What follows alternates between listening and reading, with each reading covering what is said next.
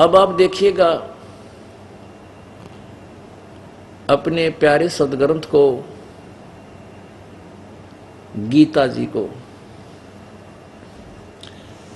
ये है श्रीमद् भगवत गीता,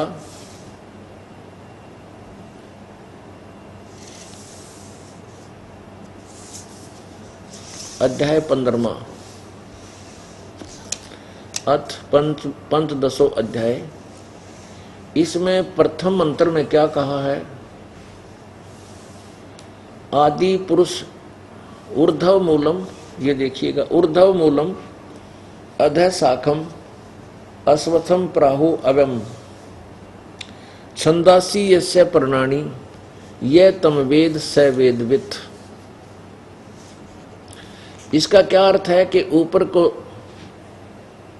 को जड़ वाला, ऊर्ध्व मूलम, ऊर्ध्व माने ऊपर को, मूल माने जड़ वाला, और अधः शाखम नीचे को शाखा वाला, ये अविनाशी एक संसार रूपी पीपल का वृक्ष जानो, और इसके अन्य विभाग छंदासी प्रणानी यस्य प्रणानी, यानी इसके और विभाग और पत्ते जो इन सब को जानता है, ये तम वेद, इस संसार रूपी वृक्ष को जो जानता है, स वेदवित्, वह वेद के तात्पर्य को जानने वाला है, वो तत्वदर्शी संत है। गीता जी अध्याय नंबर 4 के श्लोक नंबर 34 में कहा कि उस तत्वदर्शी संत की खोज कर, ये देखिएगा, ये है गीता अध्याय नंबर 4 और श्लोक नंबर 34। उस ज्ञान को तू तत्वदर्शी ज्ञानियों के पास जाकर समझ, उनको भली भांति दंडवत प्रणाम करने से, उनकी सेवा करने से और कपट छोड़कर सरलता पूर्वक प्रसन्न करने से वे परमात्म तत्व को भली भांति जानने वाले ज्ञानी महात्मा तुझे उस तत्व ज्ञान का उपदेश करेंगे। एक तो इससे यह सिद्ध हो गया कि कोई तत्व ज्ञान है जो गीता ज्ञान से अलग है, भिन्न है, और गीता ज्ञान दाता प्रभु कह रहा है कि उस ज्ञान को मैं नहीं जानता। यानी उसने जब ये कहा किसी तत्वदर्शी संत की शरण, उनके संतों के पास जा, उनसे पूछ, ना तो गीता में वो लिख नहीं देता कि 59 पढ़ था, इतने 18 अध्याय लिखे हुए, एक और लिख देता, 19 में हो जाता। वो कोई ज्ञान इसमें नहीं लिखा, क्योंकि वो ज्ञान इससे भिन्न है। और उसके विषय में क्या बताया है, जैसे आपने ये बार बार इसलिए पढ़ा रहा हूं आपको पुण्यात्माओं, कि आपके हृदय में यह पक्की छाप बैठ जा कि संत जी जो बताओ है यह फाइनल है और सत्य है, सत्य है, सत्य है। तब आप आरूढ़ हो जाओगे और डगमग नहीं हो सकते, चाहे आपके सामने यहाँ का कोई कितना विद्वान आ जाए। और इसीलिए गीता जी अध्याय नंबर 2 के श्लोक 46 में कहा कि अर्जुन, जब तू तेरी बुद्धि भ्रमित करने वाले ज्ञान से हटकर एक तत्व ज्ञान पर पूर्ण परमेश्वर के ऊपर आश्रित हो जाएगी, तब तो तू भगत बनेगा, योगी होगा। तो पुण्यात्माओं, आपको ये दास पहले भगत बना रहा है, योगी बना रहा है, ताकि आप इतने दृढ़ हो जाएं कि किसी के डिगाए ना डिगो। और भक्ति आसान है, साधारण सी भक्ति है, काम करते करते, चलते उठते बैठते भगवान का भजन नाम सेवन करना है, आप आसानी से कर सकते हो। मोक्ष में कोई देरी नहीं है, इस ज्ञान को स्वीकार करना ही थोड़ी सी देर लग जाती है। इसलिए बार बार इस सदग्रंथों को आपको दिखा रहा हूं, और कुछ दिनों में आपके पास ये सदग्रंथों का ज्ञान ऐसा हो जाएगा, गीता जी का ज्ञान जैसे पहली की बुक होती है, पहले क्लास की। इतना आसान ज्ञान है ये। लेकिन ये भाषा संस्कृत होने से हमारे लिए पाठ हो रही थी, और परमेश्वर ने 600 वर्ष पहले, कबीर परमेश्वर ने इसी ज्ञान को सिंपल लैंग्वेज में लिख रखा था कि अक्षर पुरुष एक पेड़ है, निरंजन वा की डार, और तीनों देवा शाखा है, ये पात रूप संसार। अब देखिएगा गीता जी अध्याय नंबर 4 के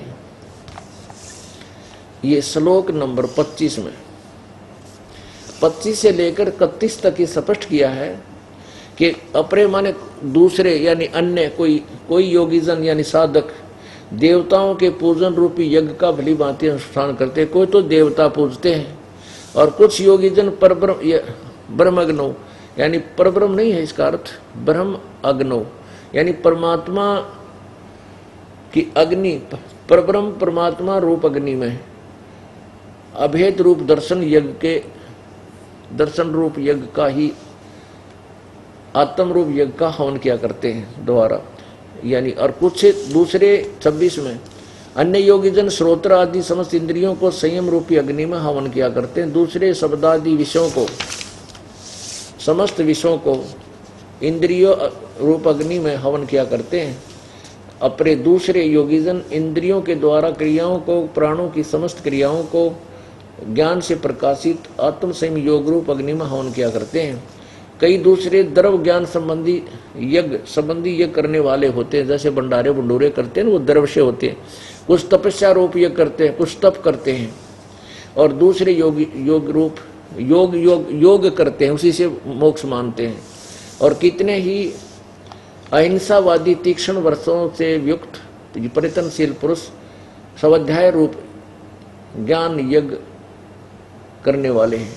कुछ तो ऐसे हैं जैसे जैनी देखे होंगे, मुंह पर पट्टी बांधने, पैरों से नंगे फिर अहिंसा कठिन तप करते हैं, अहिंसावादी, उसको ही मोक्ष मानते इतने काम में।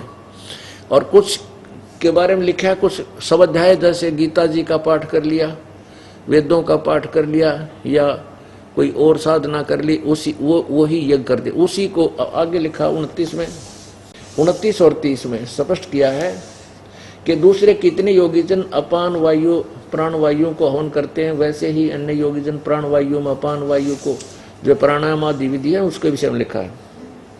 और कितने ही अल्पाहारी होते हैं, थोड़ा भोजन खाते हैं, कति जरा सा। और प्राणायाम प्राण पुरुष प्राण और पान की गति को रोककर प्राणों में ही हवन किया करते। ये सभी साधक यज्ञों द्वारा पापों का नाश कर देने वाले, यज्ञों को जानने वाले। इसका अर्थ ये नहीं है, इसका अर्थ ये है कि ये सभी अपनी अपनी साधना को पाप नाशक जानते हैं। इसलिए कोई कुछ कर रहा है, कोई किसी तरफ साधना करता है, कोई योग करता है, ऊपर ने पैर नीचे ने सिर कर लेता है, तप करता है। ऐसे कहते ये सभी जो साधना कर रहे हैं, ये अपनी साधना को पाप नाश करने वाली जानते हैं, मानते हैं। अब 32 में कमाल कर दिया, हाय हाय।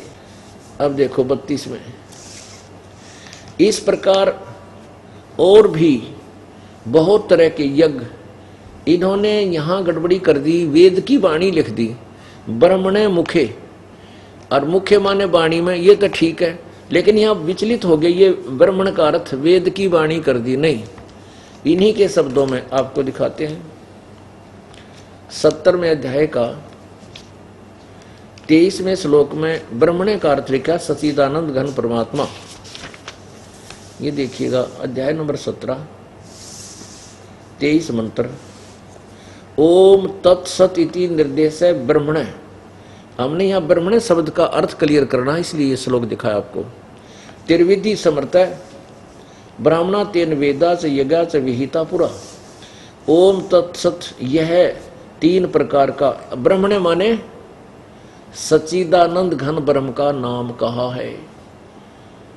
ब्रह्मण माने सच्चिदानंद घन ब्रह्म, यानी गीता ज्ञान दाता से कोई और परमात्मा है, उसी के विषय में कहा कि ओम तत्सत इति निर्देश है ब्रह्मण त्रिविध समर्थ, यानी पूर्ण परमात्मा की तत्व साधना का ओम तत्सत्य मंत्र। ये ब्रह्मण का अर्थ है पूर्ण परमात्मा, यानी सच्चिदानंद घन ब्रह्म, जो सच्चा आनंद हो जिससे वो परमात्मा।